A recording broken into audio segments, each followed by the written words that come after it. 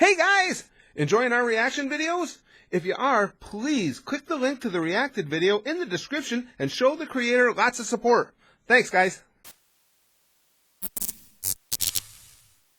You're just gonna die in the end.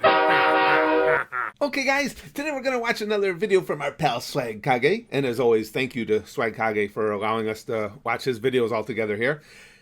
This one is ranking the Hokage from weakest to strongest. I actually have two of his I really want to see that you guys have been telling me about. This one, well, there's way more than two of his I actually want to see, but I mean, right at the top of my head right now, ranking the Hokage and ranking the Akatsuki. I want to start with the Hokage because I have my own, in my own mind, I have a fairly decent way of how I would rank them. So it's fun to see, you know, how it compares to Swagkage's. And I will be watching, absolutely be watching his ranking the Akatsuki in the near future. But for me, I really like Hashirama. So at the top for me is either going to be Hashirama, although I don't watch Boruto, but I'm assuming with Naruto, with the abilities he left Shippuden with, he's got to be kind of right there with Hashirama, I would think. So they're near the top. Unfortunately for me, the bottom is probably Kakashi and Tsunade, just because they just I don't know. I think most of you guys would agree. Not a knock against either one of them at all. They just didn't seem to have that same level of magnificence with their abilities. Particularly with Kakashi, he's certainly cerebral, a well thought out person with a lot of experience, which I think is very pivotal towards being an effective Hokage. Just doesn't have the crazy amounts of abilities that some of the others do. Tobirama, I think, is right up there just below Hashirama. Joe Hokage, the third Hokage, to me, he's just above where Tsunade and Kakashi would be. And that leaves, of course, Naruto's daddy himself right there around in the middle, although it's easy to make a case for him to maybe even be a little higher. But that's basically where I see them. Let's go see where Swagkage ranks them.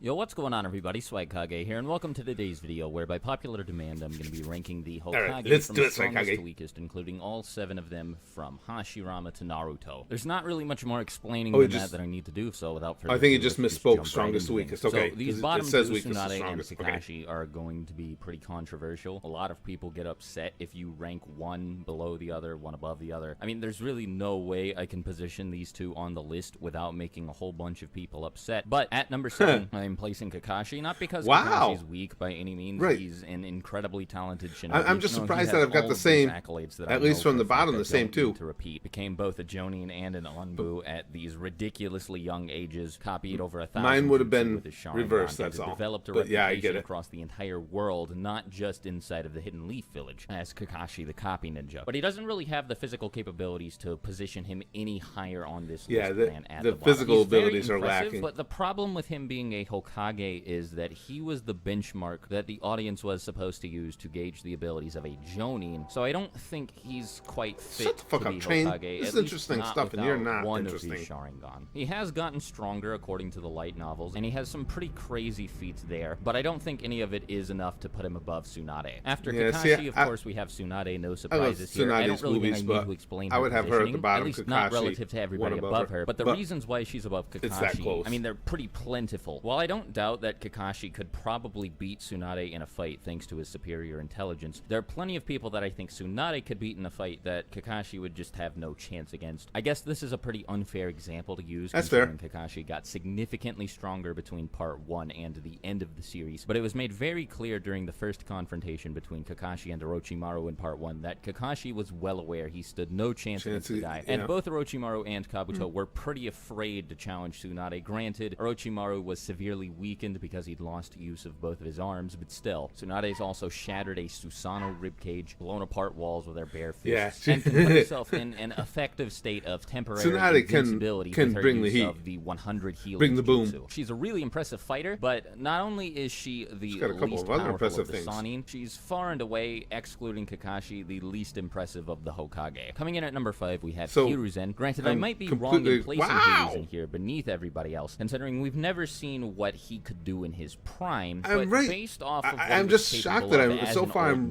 right in line with Swagkage here. That puts him above Minato, Tobirama, especially not Hashirama or Naruto. He's still incredibly impressive. He allegedly mastered every single jutsu known to man in the Hidden Leaf Village. That's pretty cool, though. He's capable of using all other five than that, I would have switched transformations pretty much flawlessly. He's also a master with both Kakashi and Genjutsu and Taijutsu. Tsunade. He's capable of summoning Monkey King Enma, who I'm not fully aware of the capabilities of, though I'm sure that goes for pretty much everybody, because what Monkey King Enma could do and could be used for wasn't all that heavily explored. But still, Hiruzen's a beast. Even as an old man, he was considered the strongest of the five Kage. He was able to defeat the reanimated Hashirama and Tobirama, though this is due in large part to the severe strength debuff they received. And he put in a lot of work in the battle against Jubito. It didn't really amount to much because Jubito is ridiculous, but still. Above Hiruzen, this is also going to be a bit controversial because a lot of people debate who's stronger than the other between these two, but I am putting Tobirama. Tobirama is incredibly impressive and is without a doubt one of the strongest shinobi to have ever walked. Yeah, I would have flipped those two. Tobirama. He's quite as strong as Minato. Won't spend too much time focusing on that here, though. So this is the guy who created the Shadow Clone Jutsu, Impure World Reincarnation, and Flying Raijin, two of which are S-rank jutsu, one of which is considered a high-end A-rank jutsu. Even regardless of rank, these are three of the most powerful jutsu in the entire series. And he did have a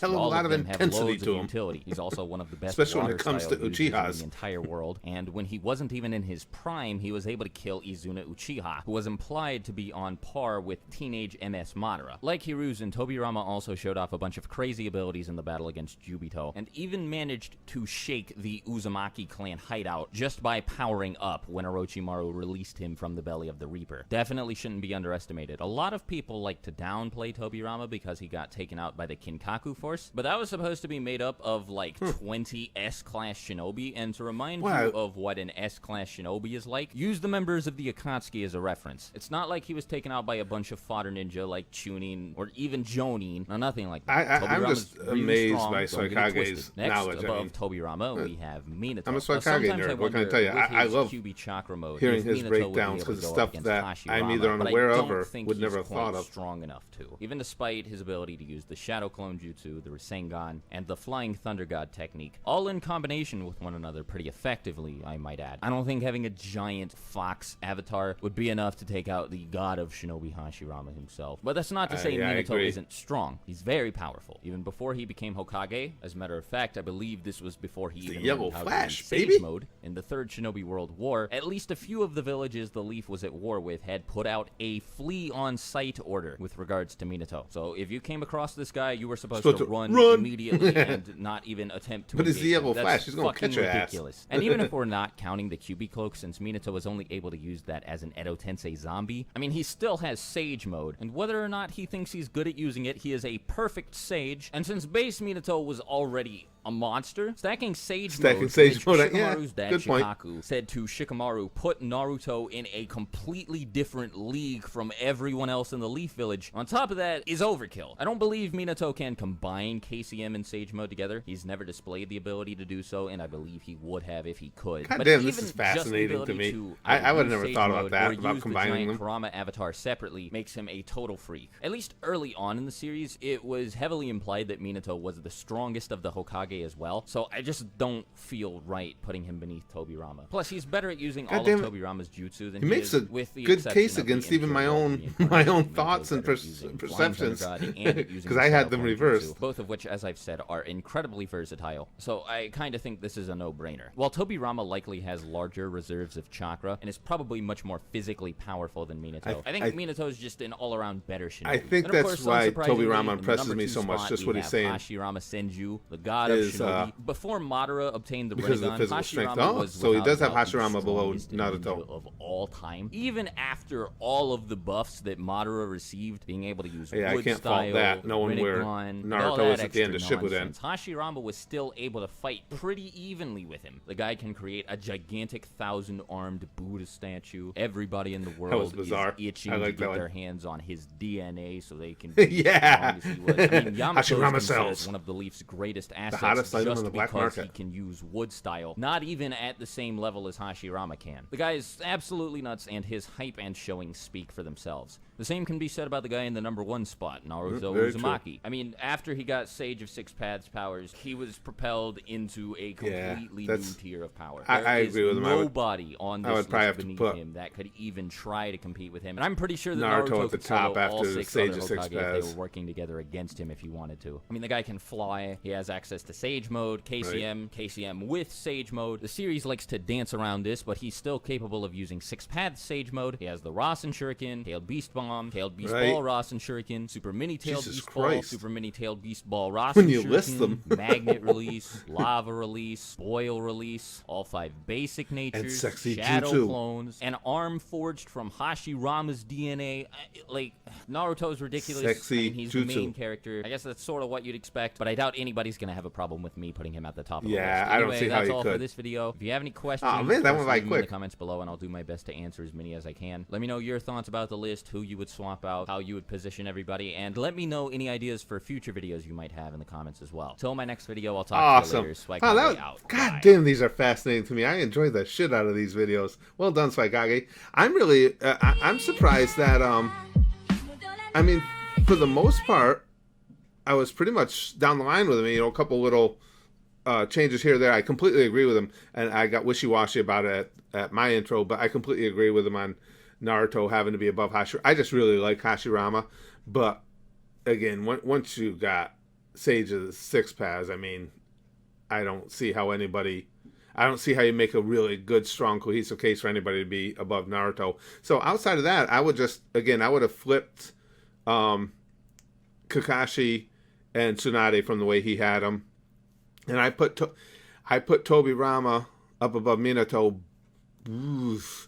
And I'll stick with it, but Swag made a really, really strong case for Minato's overall abilities are probably superior to Tobirama's, but I guess, and he alluded to that, I think I'm just wildly impressed by Tobirama's just overall power, just Tobirama smash type thing. So I'm gonna stick with where I had them, but I understand his. I'm just impressed that I was that close to going down the line with where Swag had him. But again, just as Swag does in his videos, let me know too, because I'm curious from our crew where you guys would position him, how you would do it differently, and does anybody think that Naruto shouldn't be on top? I mean, I'm not, challenging anybody on it. I clearly think he's got to be the top one. I'm just curious if anybody else makes a case for him not being #1. Fun stuff, Swagkage. Again, sometime in the very near future, we'll do the ranking the Akatsuki. That'll be a blast as well.